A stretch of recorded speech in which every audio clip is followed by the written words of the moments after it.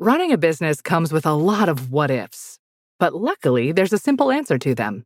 Shopify. It's the commerce platform behind millions of businesses, including Thrive Cosmetics and Momofuku, and it'll help you with everything you need. From website design and marketing to boosting sales and expanding operations, Shopify can get the job done and make your dream a reality. Turn those what ifs into... Sign up for your $1 per month trial at shopify.com/special offer. Welcome to PeopleTech, the podcast of the HCM Technology Report. I'm Mark Pfeffer.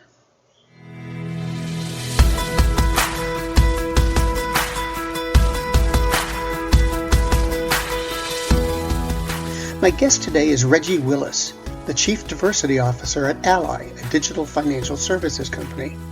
He's responsible for the D&I activities there, including the implementation of programs, working with stakeholders, and making sure his activities align with the company's overall strategy. What's it like to be a diversity officer? That's what we'll talk about on this edition of PeopleTech. Hey, Reggie, welcome. I was looking at your LinkedIn profile, and it looks like you came up through the ranks before moving into DEI, basically. Can you tell me something about that journey? Yeah, absolutely. So I'll take you back to the beginning, but fast forward very quickly to the present. But graduated from college, had an undergraduate degree in psychology, knew I had a passion for people, but didn't know what to do with it. So my father and mom always worked in either banks or insurance companies. So I said, well, both of those kept a roof over my head and shoes on my feet. So I jumped in with both feet to the insurance industry and started as an underwriter, mainly because that's what I saw my father do. But even at a very young age, had an understanding that people were my passion, and that at some point I was going to have to figure out how I married that passion with my vocation. So I spent 23 years in varying risk roles for financial institutions, and then when I had the opportunity to gain the knowledge about diversity and inclusion along the way, I took all of those opportunities. And when the opportunity presented itself for me to take on this work, and it was kind of fortuitous, JB, who's our current CEO, thought that this was having a focus on diversity and inclusion was critically important to his legacy as our CEO. And so he brought in a couple of people to talk about the value of differences and how you can create an environment of inclusion as one of his leading conversations with the full organization. And I had an opportunity to speak to him shortly after that. And this was in October of 2015. And he said, well, what did you think about the guest speaker that we had? And one of our board members joined him. I said, I thought it was amazing. When we get serious about this work, I would love to be considered for the job. And so that was October of 2015. And fast forward to May of 2016, they had extended an offer to me, and I started doing this work full time. So it's been about 6 years now that I've been leading our D&I efforts here at Ally. What was it like moving from the business over to DEI? I mean, that's not a small step. So how'd you think it through? I probably didn't do as much thinking in retrospect as I should have, but it was a situation where, again, I knew that I had a tremendous passion for helping people feel like they had a place where they were, and maybe more importantly, helping them understand the path that they would need to take to get from where they are to where they wanted to be. And so to be able to do that at scale for an organization who had never had a deliberate focus on it prior to, it was scary, if I'm being completely transparent, having to build something from scratch, having to have the ability to mold it or shape it into something that would align to our current culture, but more importantly, advance our culture in a direction that the CEO and a number of his leaders felt like was critically important for our continued success. So the transition itself was took some time. So luckily I had a leadership team that believed in giving me the space to do the research and to understand what the right framework and strategy would be to marry to our culture. So I spent the balance of 2016 doing a lot of research and then launched and kind of executed on the strategy and framework we had built at the beginning of 2017. And we've just been ideating and iterating on that, over the past 5 years. Now, Ally aside, how do you think companies approach DEI? Are they doing it well? Are they not doing it well, just in general? I think many organizations, and I think a lot of people who do this work use all the things that happened in 2020 as an inflection point. Obviously, the murder of a number of unarmed Black individuals, and kind of culminated with many of us seeing the 8 minutes and 43 seconds of George Floyd's murder. And a lot of institutions felt the need to jump into this work kind of with both feet at that time. And those organizations, you see that they're doing it for all the right reasons, but you see that reactionary approach is one that's hard to sustain. So when you've got organizations that have been doing this work for an extended period of time, you tend to see them having the ability and the understanding that it has to be a part of the culture, and it has to be a part of who you are authentically as a company for it to be sustainable. So to answer your question maybe a little more succinctly, it's a little bifurcated. You've got a group of people that felt like they had to do the work and that they're still trying to figure it out. And then you've got another group of organizations who have been in this work for a while, understand the relevance, understand how it creates a difference for them as far as having a competitive advantage, and really creating a culture where people, again, have that sense of belonging, feel like they can be heard and that their opinions count. And those are the things that differentiate the folks that are just doing it versus the ones that are excelling at it. Are middle managers important to this whole equation? Absolutely. Middle managers are probably the sticking point for many initiatives that happen that are generated through HR and that have to do with people, because you need them. You can have the best executives, the best mentality. I can put forth the best programming and the best objectives around this work. But if you don't get your middle managers to buy in and they have an understanding of what the benefit is for them leading the organization, but also the critical role that they play in pushing these things forward and really breathing life into them from a boots on the ground perspective. If you don't get them as a part of the work, it'll be a lot harder. It won't be impossible, but it'll be a lot harder to be successful. Do you find that most middle managers are easy to deal with, or do you find you have a lot of resistance? It's a bit of a mixed bag. I think much like society, most of our institutions and organizations are a microcosm of society. So you're going to have people that are already on board, understand the value of it from a humanitarian perspective, appreciate it and live their lives that way. I think there's others that feel like, you're paying me to do a job and I don't understand how this is a part of that job you're paying me for. So you've got to always do your best to allow those individuals to see themselves in the work. So it's not just about helping you name the underrepresented or marginalized group that I may or may not be a part of. It's more about how do we create an environment here that we work in, and hopefully in the society, the communities that we do business in, the organizations that we may work with, that they see the value of this work from a societal perspective, and not just, I'm just helping X group of people and it really doesn't impact me. No, we're creating an environment, hopefully a culture and a society where people have a sense of self-worth and value, and that in and of itself creates a better environment to do the work in for everybody. Faith in the news media has been challenged, making it even harder to get stories told. The Friday Reporter podcast was created to help audiences better understand the media by hosting journalists who will answer the questions to which we need answers. Join me every Friday to hear more.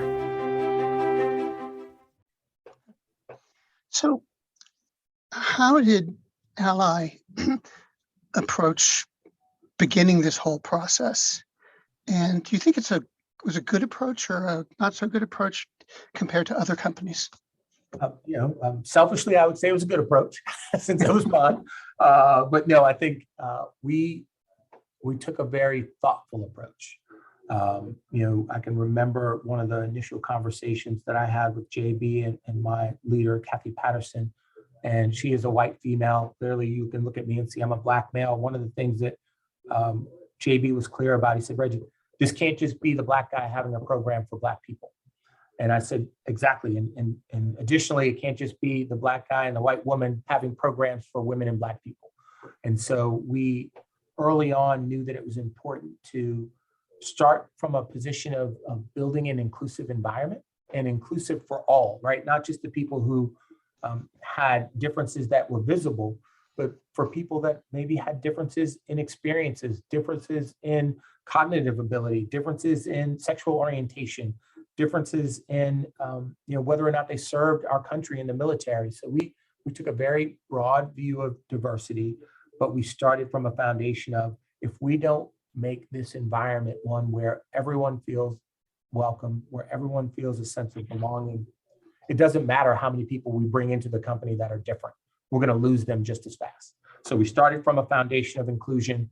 And then once we felt like people understood what our motivation was, then we could start really thinking about, okay, how do we address representation gaps? How do we start to look at opportunities for, increasing our representation at, at different levels in the organization, and in particular, having a deliberate focus on our managers and above. So people who manage people and those who, continued to excel within the organization, because one of the things we knew research showed is that people want to be able to see themselves in leaders.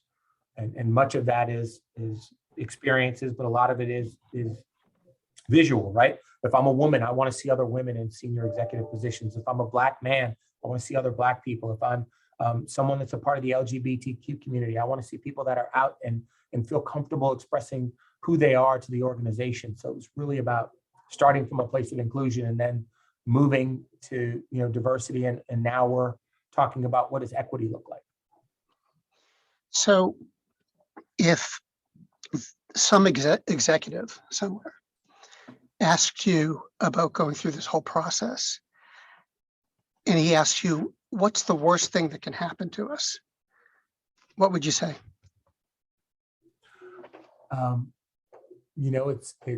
That's a great question. I think I would tell them the worst thing that could happen to us is if we stopped. And what I mean by that is, we're always going to offend someone. We're always going to probably disappoint someone. We're always going to have to deal with differing opinions. But if we don't value the importance of how creating difference makes us better as a company, we're going to find ourselves being outpaced by our competition. So the worst thing that could happen is we stop this work because of some of the things I mentioned. We offend somebody, or we missed the mark on something we were trying to execute on, and we just throw our hands up and not continue to push forward. Now, if they ask the same question, but wanting to know the best thing that can happen, the best outcome?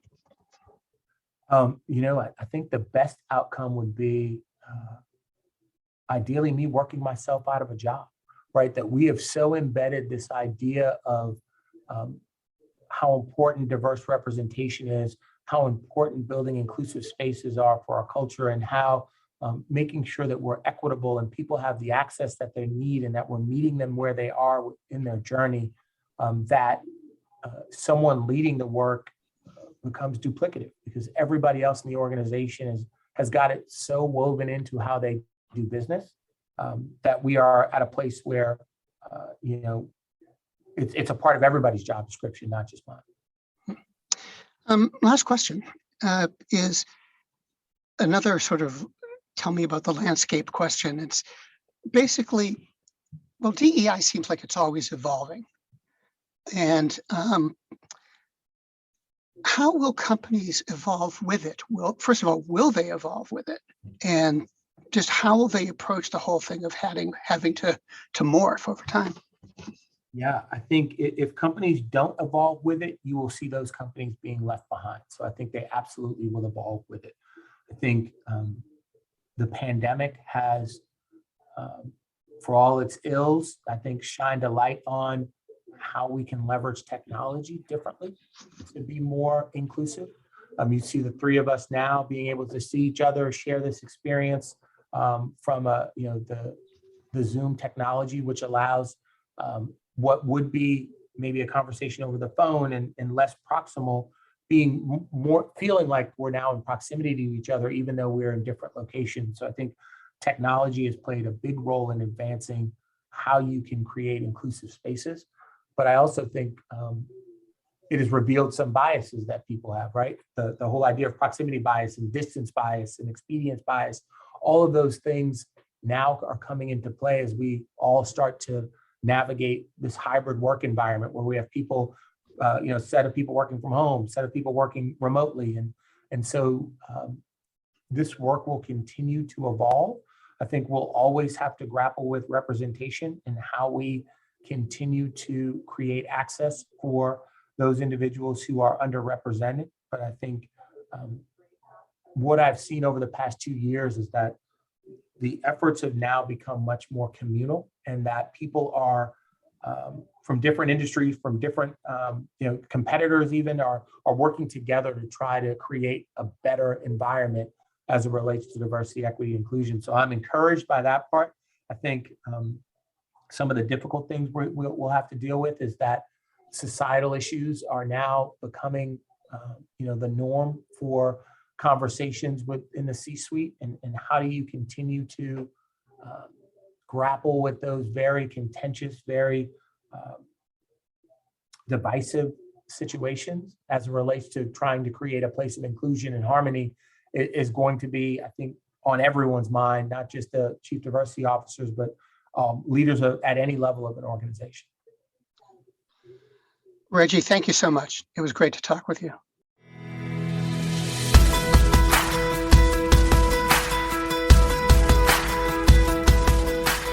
My guest today has been Reggie Willis, the Chief Diversity Officer at Ally, and this has been PeopleTech, the podcast of the HCM Technology Report. We're a publication of Recruiting Daily. We're also a part of Evergreen Podcasts. To see all of their programs, visit www.evergreenpodcasts.com. And to keep up with HR technology, visit the HCM Technology Report every day. We're the most trusted source of news in the HR tech industry. Find us at www.hcmtechnologyreport.com.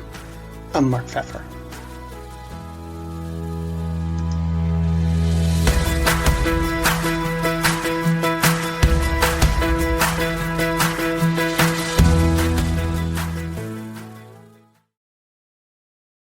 The world's best-known investor and Wall Street expert Warren Buffett once said, "Wall Street is the only place that people ride to in a Rolls-Royce to get advice from those who take the subway."